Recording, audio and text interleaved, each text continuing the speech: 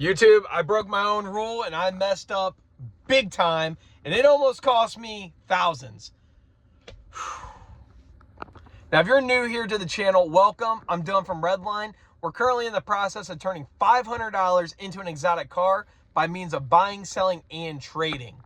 Now, starting with only $500, we have worked our way all the way up to over 30 grand.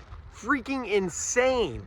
Now, as you'll see in the next video, or maybe the video before this, I'm not too sure which is going to go up first, we do have this white 1991 Mazda Miata. I picked up another white Miata with a hard top. Got a killer deal on that. Stay tuned. But we are currently rocking with that and this absolute piece of junk. Now, I'm going to touch base as to why this thing's a piece of junk here in a moment, and where I went wrong, making a rookie mistake, and how you can prevent doing the same yourself.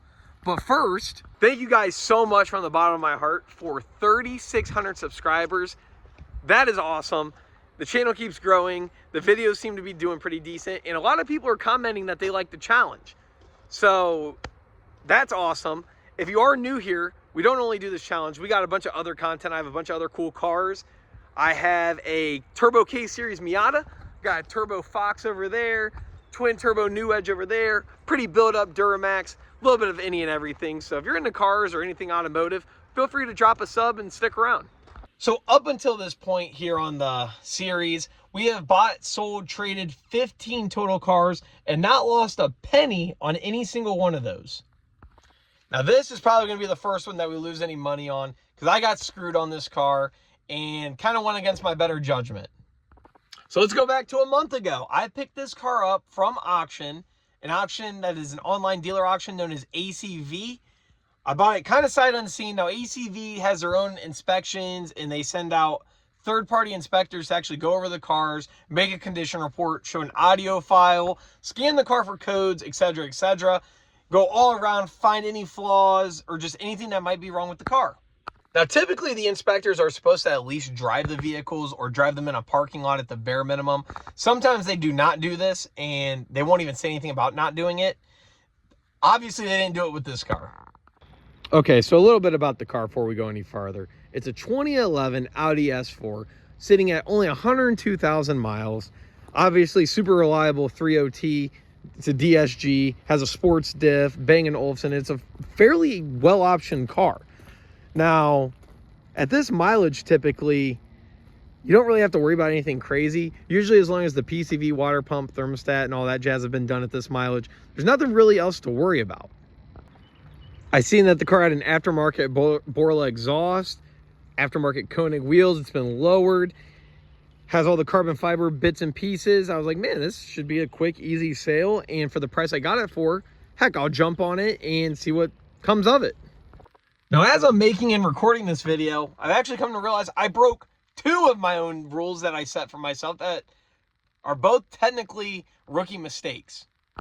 So let's just jump straight into why I screwed up with this car and what's wrong with it. So if you're familiar with B8 S4s, especially earlier ones, you know the DSG in these have a ton of problems, whether it be the mech unit, the drive selection sensor, the clutches, just a skew of different problems that can happen. Now, personally speaking, I've had probably 8 or 9 B8s.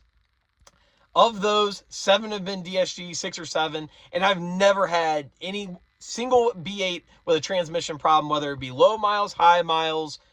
I've just never dealt with it. Now, unfortunately, here we are, and this car has a transmission issue.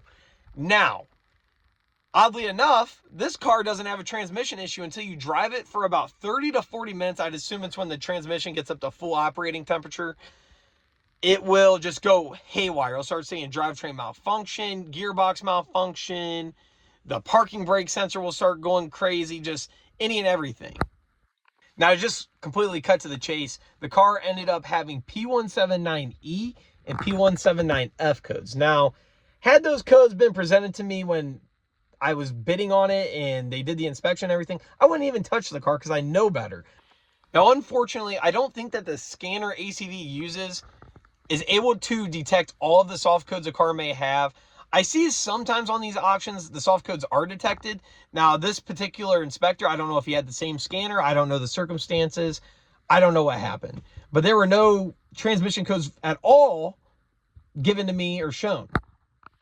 Now, this could also be due to the fact that maybe the dealer or whoever was selling it unplugged the battery to reset everything, and the TCU hadn't had enough time to like calibrate and realize that the codes were present or trigger a fault. That was my initial suspicion due to some of the readiness monitors not being ran. However, this car is also tuned with catless downpipes and whatnot, so some of the readiness monitors won't run regardless if they've done a full drive cycle or not. So being that the car was catless, they had to automatically run at red light, no arbitration. Arbitration is essentially if you pick the car up, you have the right to claim arbitration and possibly get some money back for repairs or anything that may be needed for the car. This goes through the auction between the buyer and seller. Now, if a car is sold green light, typically on a more expensive car, if you have like a transmission or something like that, they'll warranty it or buy the vehicle back. This, like I said, was sold red light. So no arbitration, none of that. And it's kind of, you get what you get and you don't throw a fit type deal. So typically when buying these more expensive Audis, I do like to only buy them green light or at least with a drivetrain guarantee at other auctions, or really just buy on private party and stay away from auctions. But this car popped up, and believe it or not, I have actually seen this car before and I knew who owned it before. So here we go into step one of my rookie mistake. I actually reached out to the kid who owned this car prior and was like, hey, I see your S4 is running through the auction. Obviously, you traded it in. The dealership selling it was the dealer that he traded the car into, so they still had it. Basically, can you give me a rundown on it? What all's wrong with it? What might be wrong with it? Why you traded it in, et cetera, et cetera. Just trying to get some sort of story on this thing to see if it was even worth bidding on. For quick reference, the car had about an hour time span, so I had plenty of time to get a hold of the kid and get some details on this thing before buying it. So I end up getting a hold of him. He tells me that the car needs a wheel bearing, which that's okay. It has an exhaust leak, which is usually at the flex pipes. I seen codes for the exhaust leak. And it needed, there's something else that he mentioned. But nothing about a transmission or any of that. So I go ahead, he tells me that stuff. I proceed to ask him if there's any leaks I should know about. I mean, it is a higher mile Audi. Does it leak oil? Does it leak coolant? Is there any coolant and oil mixing to maybe show a PCV failure? Any gear, I specifically asked, any gearbox malfunctions? Anything that these cars are prone to having issues with, I asked about.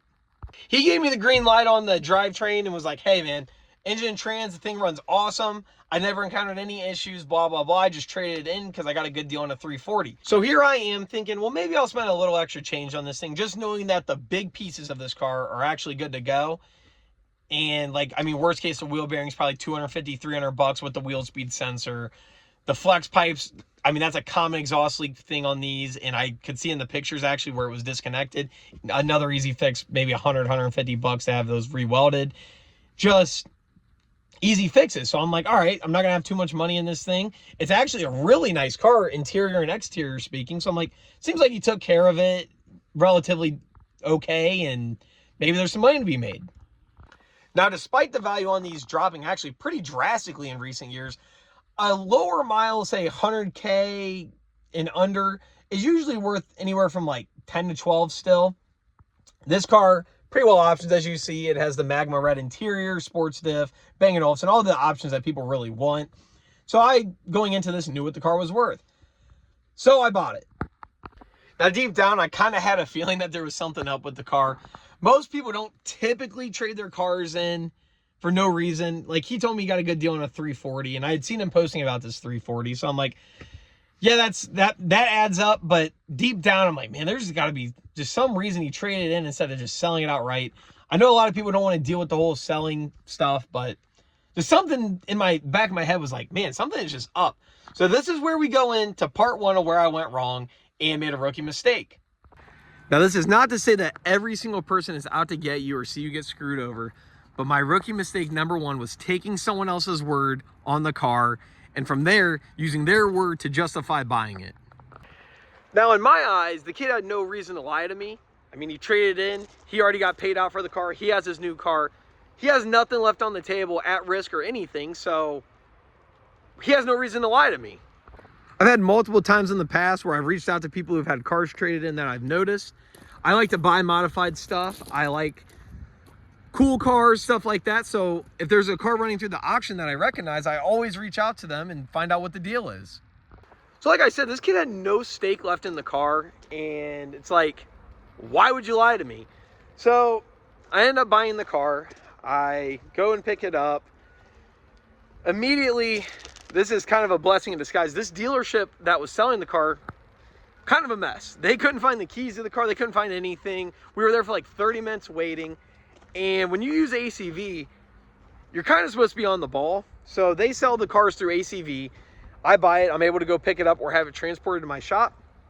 It was only about 35 minutes away, so I just went up there, picked the car up. And like I said, they were just all over the place, like insane. Now, foreshadowing a little bit, this may have been a blessing in disguise. Red flag number 1 starts. The guy goes, he pulls up the car for me for some reason. Usually you go to the back lot yourself and pick it up. Whatever, I didn't mind. Pulls it up to me, and I go to get in the car, and I realize there's no lights on the dash, despite when it was running through the auction, the check engine light was on. So I'm like, okay, maybe this thing was sitting for a little bit, and the battery died, and he was jumping it. I don't know. I didn't know what was going on. The whole dealership situation was a fiasco. Because not only did the car have codes for the exhaust leak, it's also catless, so it had some O2 sensor codes. Obviously, whoever did the test pipes on this has probably no common sense and didn't put O2 spacers in. That's not a crazy big deal. It's relatively easy to do, but just something to note. So I get the car, all is fine, all is dandy. I'm driving back to the shop. Like I said, it's about a 35-minute drive, all is well, until I get off at the exit to get to the shop, which in hindsight, that's when the transmission got up to temp, so it started acting stupid. I get the dreaded gearbox malfunction. I get the codes that I talked about earlier, and I'm like, oh no, this isn't good. Now, in the back of my head, knowing that the car needs a wheel bearing, and just for a little bit of background, that was one of the worst wheel bearings I've ever heard in my life. Like, I'm not typically scared to drive like a hoopty or anything, but that wheel bearing sounded like it was going to explode any second. So in the back of my head, I was like, well, maybe it killed the speed sensor. The speed sensor's tweaking out, thus tweaking out the trans, and that's why I got the gearbox malfunction. Because it was still actually shifting decent, but you know, if you have an S4, you do not want to see that message. So just for the sake of saving my legality on what's ending up happening with this car, I had the car inspected and found out that the wheel bearing was not going to fix the issue. So threw 300 bucks at that, didn't fix anything, and here we are with a broken S4 that was cooked. The second place I went wrong on this whole transaction was going against my better judgment, truthfully. So I had a weird feeling about the car as soon as it popped up. Not only did I have a weird feeling, I paid more than I would typically pay, so that's a kind of a double whammy there. And I kind of got attached to it. So it was more of a emotional buy rather than a buy from the brain. If you're into buying and selling cars, you know you cannot get emotionally attached to any vehicle, whether you're buying or selling. If you're buying a car, it can lead you to overpay. If you're selling a car, it can even make you not want to sell a car, and you end up keeping the thing, and then it goes bonkers and breaks.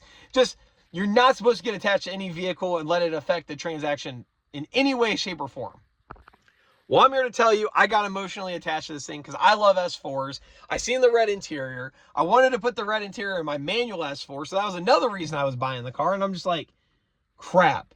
So I ended up paying $6,900 plus fees. Off the top of my head, I want to say it came out to $7,200 bucks. So on paper, a 2011 S4 that just needs a wheel bearing and an exhaust leak fix for $7,200 bucks shipped to your door, all set, all done, not too bad. You could probably sell the thing for 10, 11, 12 grand, and you're making a pretty healthy come up.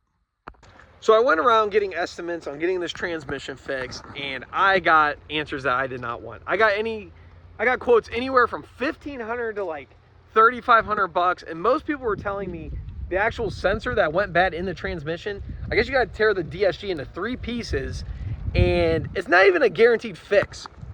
So long story short, you'd be taking, say, average a $2,000 gamble for something that might not even fix the car. So then you're in at another $2,000.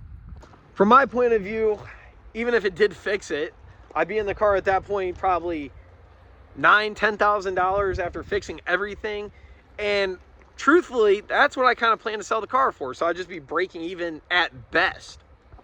Not to mention we're heading into winter, which is our slowest time of the year. So it'd probably be sitting for a second. Then you got $9K tied up and you're not even making that much. So it's just like, bad all around. Now going back to what I said earlier, I bought this thing a month ago. So lucky me, the unorganized dealer that I was talking about earlier actually never shipped ACV a title. The way it typically works is you buy a car, the selling dealership mails a title to ACV, ACV checks it, makes sure everything isn't like good to go, and then they mail you the title. It's a pretty easy process. Well, the selling dealership never sent them a title. So come to find out, if they don't ship a title within 30 days, you're able to do a sale unwind, which essentially starts the process by giving the seller a 48-hour notice that they need to get that title to ACV ASAP. And after 48 hours, on that business day at 5 p.m., if the title is not at ACV's presence, then the sale can be unwound and I can be refunded. So here we are. It's day 30 and they didn't get a title. Well, actually it's day 31. Day 30 was yesterday, but they did not get a title to ACV, so the sale is being undone. Unfortunately, I have an extra $300 in the car, so I am taking a little bit of a hit, but it could have been much worse. And I'm going to take this as a lesson learned. Now, like I was talking about earlier, best case is maybe I was in this car 10 and sold it for 10. What realistically probably would have happened, I would have got this interior, took this out, put it in my S4, swapped my S4's interior in this, so I at least had the interior I wanted. I would have ended up shipping this to auction. Now, me being a small dealer, as crazy as it sounds, the cars don't go for as much money regardless of condition. A big dealer can sell the exact same vehicle at the auction. It'll inherently go for more money because people would rather buy a new car trade-in than a little dealer like me selling a car. A lot of people think if a smaller dealer selling something, why aren't they selling it retail themselves? I also kind of have the same mindset. I don't like to buy cars off other little dealers. I like to buy cars, whether it be private party. I like to buy cars directly from big dealers. I just try to avoid small dealers because really, why aren't they selling the car?